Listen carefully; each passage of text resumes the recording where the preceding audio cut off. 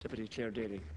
Thanks, Ceann Comhairle. Well, if I wasn't sure about supporting this legislation, any doubts I might have had have been absolutely quashed now, having listened to the last speaker.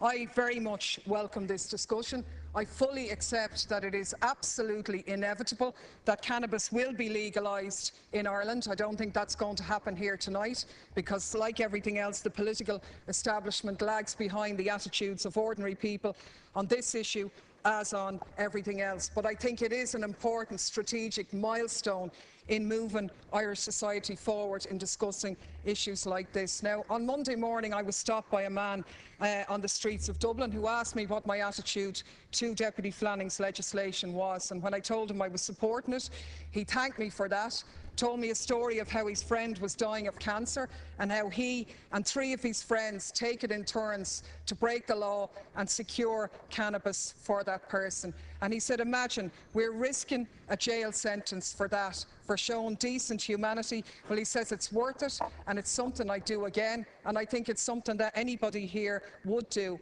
And in actual fact, I think this discussion alone will highlight the fact to many Irish citizens that there's very important beneficial uses of cannabis in terms of pain relief, for arthritis, MS, some cancers and so on. And surely we should be promoting, in that medical sense, anything that can make life easier for people who are suffering. How could that be a bad thing? And as the man who stopped me on the street said, at 63 years of age, he said, I think I should be allowed to make decisions like that myself in terms of my life, he said, but also particularly in terms of my death and how that's handled. Let's be clear about this discussion. This bill isn't about introducing cannabis into Ireland. Cannabis is already here. Over 250,000 regular users of cannabis during the last estimate, over 7% of the population. Not just radical young people outlined by Deputy Mulhern, young people, old people, farmers, housewives, workers. Anybody who wants to get cannabis can get it. And this bill is simply about regulating that situation for 2 very simple reasons.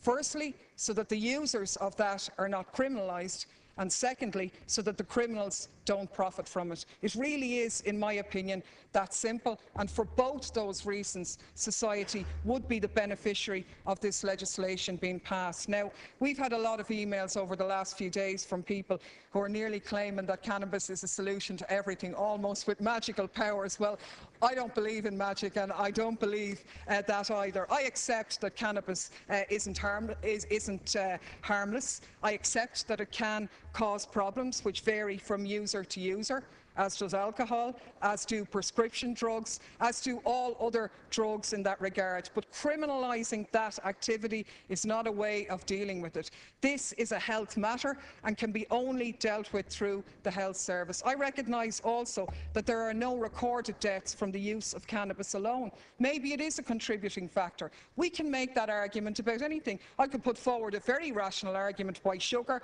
fast food, soft drinks and that which contribute to obesity result in deaths and contribute to deaths. Of course that they do. And the fact that I may personally not choose or be interested in particularly smoking cannabis or whatever, I'm not interested in drinking gin or vodka either, it doesn't necessarily mean that the activity should be outlawed. I know in many ways, and it was argued previously by the great socialist Jim Larkin, who used to crusade against alcoholism on the basis that it made workers passive and it suited the establishment, and that argument could be put forward about cannabis and other drugs as well. But what is also a fact is that the proper use of drugs can be beneficial to people for both recreational and medical reasons, and humankind has always operated and worked with drugs, be it back to Homer's The Odyssey or whatever. We've always had it, and to deny that that's a case is just a sick joke. Prohibition doesn't work. The points have been highlighted very well. It creates a black market which is unpoliceable. And it diverts resources away from rehabilitation, from education that could tackle these issues. Now, points have been made about other jurisdictions moving in the direction of legalisation.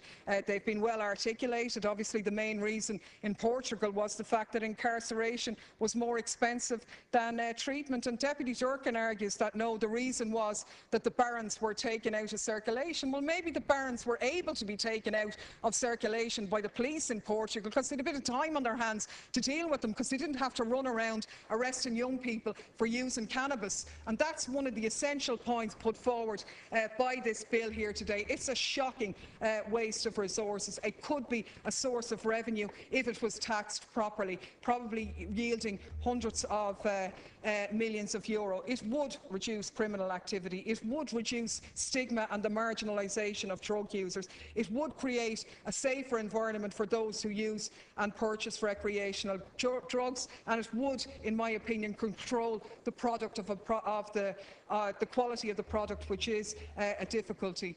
Communities have been devastated by drug use. There's absolutely no doubt about it.